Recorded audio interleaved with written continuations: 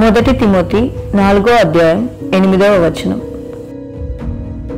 శరీర సంబంధమైన సాధకము కొంచెము మట్టుకే ప్రయోజనకరమవును, కానీ దైవభక్తి ఇప్పటి జీవము విషయంలోనూ రాబో జీవము విషయంలోనూ వాగ్దానముతో కూడినదైనందున అది అన్ని విషయములలో ప్రయోజనకరమవును. Amen. 1 Timothy chapter 4 verse 8.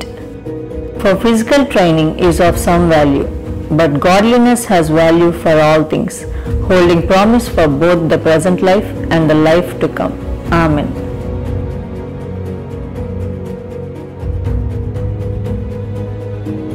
Prayer request to susan@gmail.com.